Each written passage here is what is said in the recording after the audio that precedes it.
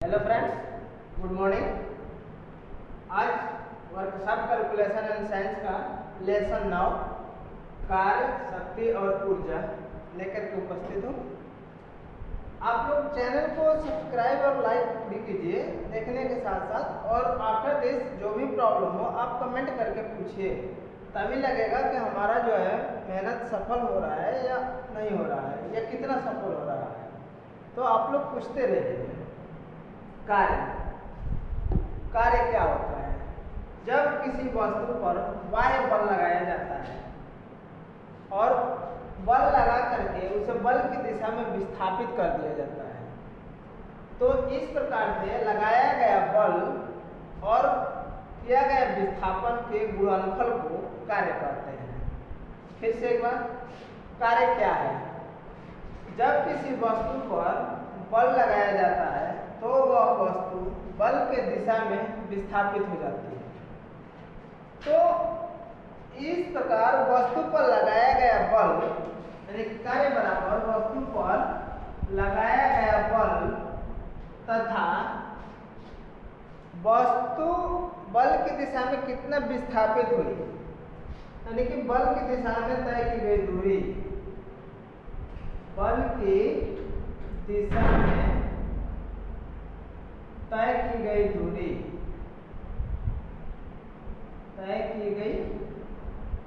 दूरी, के गुणनफल को कार्य करते हैं। यानी किसी वस्तु पर जितना बल लगाए और बल की दिशा में वो कितना विस्थापित हुई, उन दोनों के गुणनफल को कार्य करते हैं। यानी कि W = F × S, W गुणा Fs, ये इसका कार्य का फार्मूला होता है। दूसरी चीज, यदि हमारा बल किसी एंगल पे लग रहा है, यदि हमारा बल किसी एंगल पे लग रहा है, थीटा डिग्री, सपोज करो मान लीजिए कि थीटा डिग्री कोण पे हमारा बल लग रहा है, तो जब हमारा बल थीटा डिग्री कोण पर बल की दिशा में यदि कोई वस्तु विस्थापित होती है, तो उस समय कार्य बराबर हो जाएगा F गुणा S गुणा cos थीटा। यानी कि इसको हम लिख सकते हैं Fs cos theta, Fs cos theta. यानी कि यह कंडीशन कब लागू होगा? जब हमारा बल जो है किसी एंगल को दर्शाता है, किसी एंगल को दर्शाएगा, उस कंडीशन में W = Fs cos थीटा होगा। कार्य का मात्रक जूल होता है। कार्य का मात्रक क्या होता है? जूल होता है। अब कुछ नियम है इसके। एक जूल में कितना अर्ग होता है, ये कभी कभी पूछ दिया जाता है, एक जूल बराबर कितना अर्ग, एक जूल में कितना अर्ग होगा? तो एक जूल में 10⁷, 10⁷ यानी कि 10⁷ अर्ग होगा एक जूल में। तो इस तरह से हम कार्य का ये फार्मूला है W = Fs, यदि कोई एंगल पे न लगा हो तो, और W = Fs cos थीटा जब थीटा डिग्री के एंगल पे लगा हो तो। अब इस पे एक सवाल देखिए, सवाल कैसे लगते हैं इसका कार्य का। तो सवाल ये है कि 3.7 मीटर की ऊंचाई से, मान लीजिए कोई ये ऊंचाई है 3.7 मीटर की ऊंचाई से 36.3 न्यूटन, 36.3 न्यूटन। तो न्यूटन क्या हो गया? बल। F का मान दे दिया और ये हो गया S, ऊंचाई का मान हो गया 3.7। वस्तु को उठाने के लिए कितना कार्य करना पड़ेगा? इतने न्यूटन का बल लगा करके किसी वस्तु को 3.7 मीटर ऊंचा उठाने में कितना कार्य करना पड़ेगा? तो कार्य बराबर बल गुणा विस्थापन, यानी F गुणा S। तो ये हो जाएगा 36.3 × 3.7 और जब इसका गुणा करेंगे तो यह हो जाएगा 134.31 और कार्य का मात्रक जूल। कार्य का मात्रक क्या होगा? जूल होगा। तो इस तरह से इतना कार्य हमें करना पड़ेगा, इतने न्यूटन के बल पर इतना मीटर उठाने के लिए। ये सवाल नंबर 5 है। सवाल नंबर 2 का रहा है, दूसरा सवाल ध्यान से आप लोग पढ़िए। दूसरा सवाल है कि 10 किलोग्राम मीटर कार्य करने के लिए, अब इसमें देखिए 10 किलोग्राम मीटर, तो 1 किलोग्राम मीटर बराबर 1 जूल होता है। 1 किलोग्राम मीटर बराबर 1 जूल, यानी तो यह ले रहा है 10 किलोग्राम मीटर यानी कि 10 जूल। तो ये जूल हो गया। जूल किसका मात्रक है? कार्य का, यानी कि W बराबर, ये आपका W बराबर 10 किलोग्राम या 10 जूल मिल गया हमें। कार्य करने के लिए 1 किलोग्राम बल का प्रयोग करके बल दे दिया F = 1 किलोग्राम। 1 किलोग्राम बल का प्रयोग करके प्रयोग किया जाता है। तो विस्थापन ज्ञात कीजिए। विस्थापन कितना होगा? S कितना होगा? तो हम रखेंगे W = F गुणे S और S = W बटा में F। W दिया है 10, F दिया है 1 = 10। और 10 क्या? तो क्या है? किलोग्राम मीटर, यानी तो S दूरी का मात्रा क्या होगा? मीटर। तो 10 मीटर जो है कार्य किया जाएगा। तो इस तरह से हम सवाल आसान तरीके से लगा लेंगे, इससे ज़्यादा कठिन सवाल इसमें नहीं आएंगे। दूसरा देखिए, शक्ति क्या होती है? कार्य हो गया। अब देखिए शक्ति, शक्ति किसे कहते हैं या शक्ति क्या होता है? शक्ति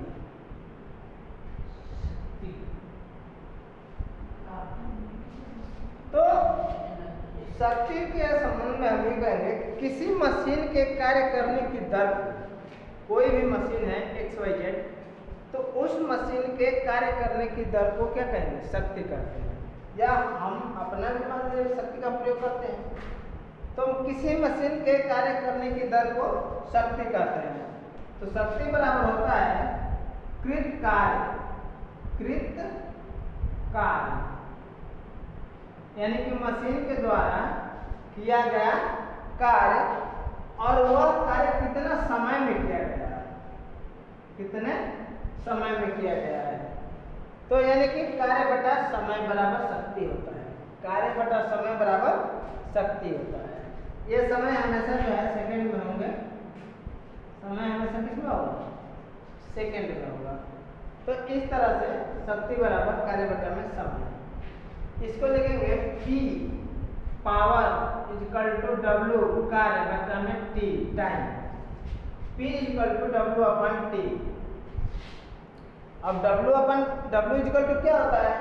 कार्य बराबर, तो इसको और हम लिख सकते हैं कार्य बराबर F गुणे S बटा में T। ये भी हम लिख सकते हैं F गुणे S बटा में T। तो और S/T क्या होता है? अभी आपने देखा ना S/T क्या होगा? इसको हम FV भी लिख सकते हैं ना, FV, क्योंकि S/T = V होता है और W = F गुणे S होता है। तो यहाँ से फार्मूला हम निकाल लेंगे, इसमें कोई दिक्कत नहीं है। तो हम ये डायरेक्ट फार्मूला भी अपना सकते हैं कार्य के लिए, तो शक्ति के लिए। अब देखिए शक्ति की इकाई क्या होती है? तो शक्ति का मात्रक हमेशा वाट होता है। शक्ति का मात्रक क्या होता है? वाट। 1 वाट बराबर 1 जूल बटा में 1 समय। लिखेंगे वाट बराबर जूल बटा में सेकंड। कार्य का मात्रक क्या है? जूल है, समय का मात्रक क्या है सेकेंड, और शक्ति का मात्रक वाट, तो वाट बराबर जूल बटा में सेकेंड, यहाँ से बनता है ये। अब 1 किलोवाट बराबर 1 किलोवाट बराबर 1000 वाट होगा। 1 किलोवाट बराबर कितना होगा 1000 वाट होगा, सॉरी डब्ल्यू होता है। 1 किलोवाट बराबर 1000 वाट। 1 मेगावाट बराबर 1 MV। 1 मेगावाट बराबर कितना होगा, किलोवाट है, 1 किलोवाट बराबर 1000 वाट। 1 मेगावाट बराबर 10 to the power 6 watt, 10 to the power 6 वाट। तो ये फार्मूला है और ये मानक है इसका, तो इसको याद रखेंगे कन्वर्ट करने के लिए। जैसे कहीं अगर आता है तो इसको हम कन्वर्ट कर लेंगे।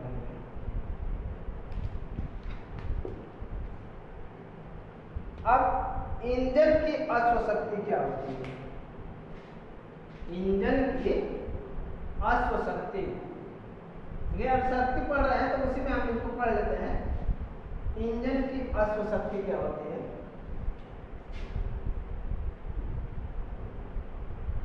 इंजन की अश्व शक्ति हार्स पावर जिसको बोलते हैं।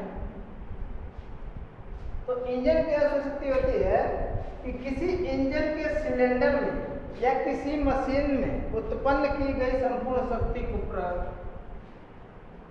प्रकटित अश्व शक्ति कहते हैं। किसी इंजन के सिलेंडर में या किसी मशीन में उत्पन्न की गई संपूर्ण शक्ति को अश्व शक्ति हार्स पावर कहते हैं।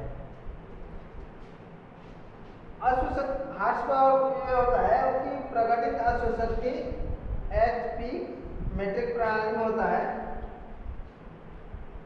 अब देखिए यांत्रिक दक्षता, यांत्रिक दक्षता क्या होती है, ये इंपॉर्टेंट है। यांत्रिक दक्षता,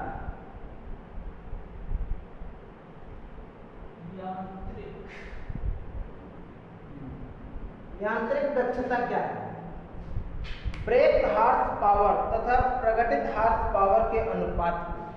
देखिए यांत्रिक दक्षता equal to brake horse power, brake horse power, horse मतलब हाँ बोला, ब्रेक हार्स पावर बटा में प्रकटित हार्स पावर, प्रकटित हार्स पावर।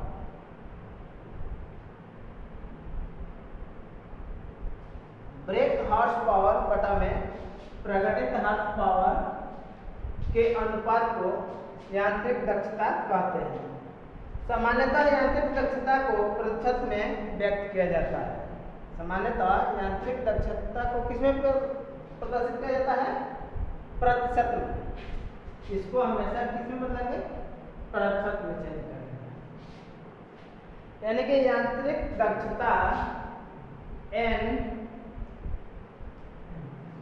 ईटा होता है, यांत्रिक दक्षता N की तरह बनता है, इक्वल टू आउटपुट बटा में इनपुट। ब्रेक हार्स पावर मतलब output, output upon input multiply क्या 100। इसको परसेंटेज में कन्वर्ट करेंगे, परसेंटेज में कन्वर्ट करने के लिए क्या करेंगे, मल्टीप्लाई 100। तो इस तरह से वो आएगा आपका यांत्रिक दक्षता बराबर आउटपुट बटा में इनपुट मल्टीप्लाई 100, या इसको इंग्लिश में लिखना चाहेंगे BHP बटा में LHP। BHP brake horse power बटा में LHP, LHP सॉरी L नहीं IHP, प्रकटित है ना IHP और मल्टीप्लाई 100, ये होता है, ये होता है यांत्रिक दक्षता n% बराबर आउटपुट बटा में इनपुट मल्टीप्लाई 100। अब लास्ट देखिए ऊर्जा। लास्ट क्या है? एनर्जी, ऊर्जा।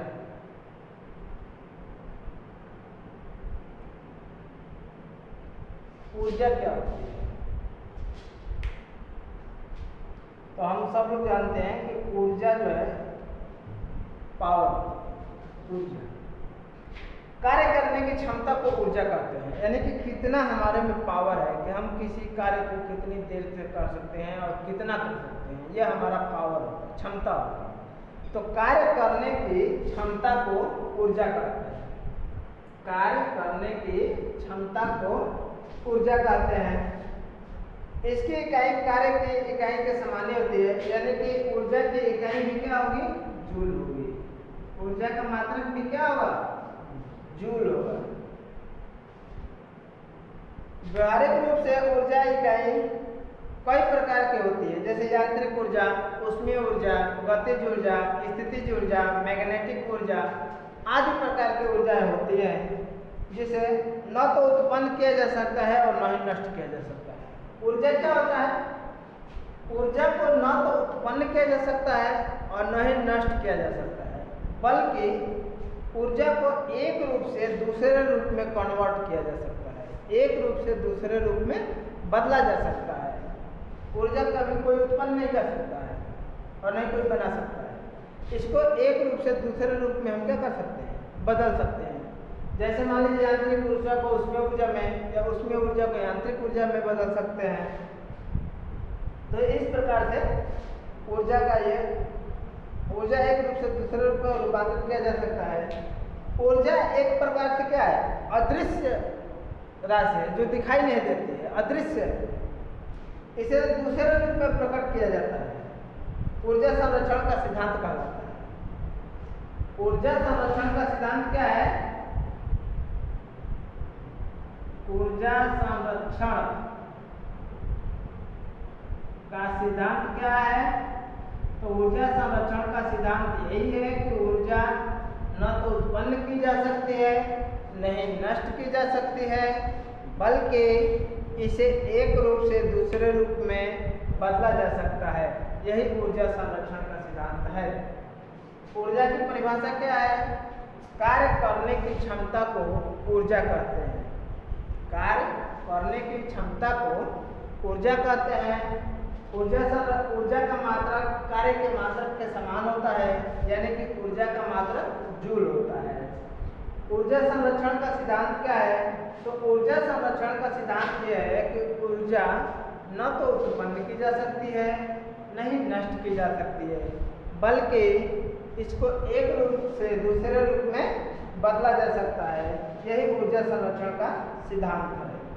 अब ऊर्जा के प्रकार, तो ऊर्जा दो प्रकार की होती है। देखिए, ऊर्जा मुख्यतः कितने प्रकार की होती है? दो प्रकार की होती है। पहला गतिज ऊर्जा, गतिज ऊर्जा, और दूसरा है स्थितिज ऊर्जा। दूसरा स्थितिज ऊर्जा।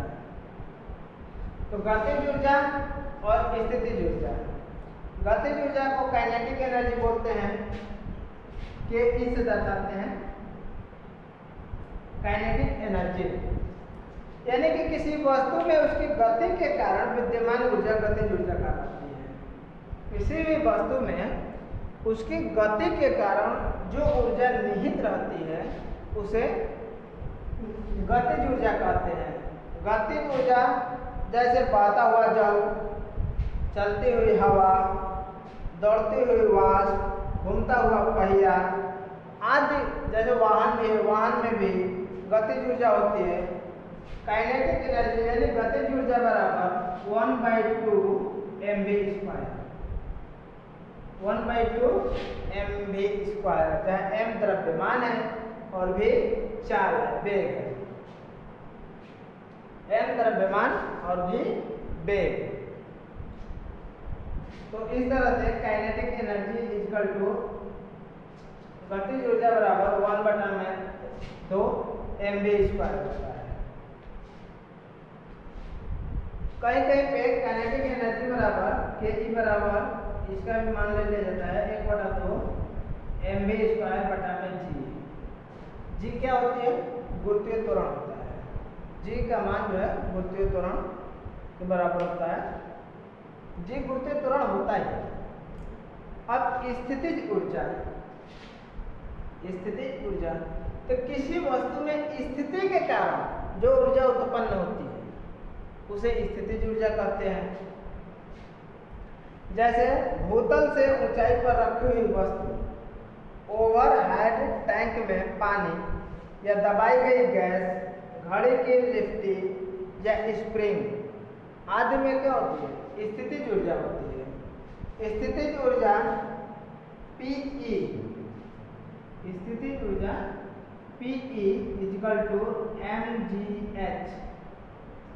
m द्रव्यमान, g गुरुत्वीय त्वरण और h ऊंचाई। m द्रव्यमान, g गुरुत्वीय त्वरण और h क्या है? ऊंचाई है। तो इस प्रकार से स्थितिज ऊर्जा यदि किसी वस्तु की स्थिति के कारण उसमें ऊर्जा उत्पन्न होती है तो उसे क्या बोलेंगे? स्थितिज ऊर्जा बोलेंगे। स्थितिज ऊर्जा = mgh यानी कि द्रव्यमान गुणे गुरुत्वीय त्वरण गुणे ऊंचाई होता है। अब इसमें कुछ सवाल होंगे, सवाल को हम कल सॉल्व करेंगे।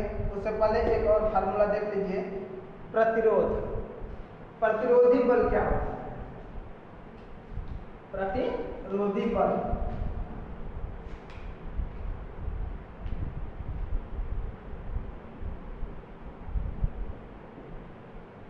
प्रतिरोध बल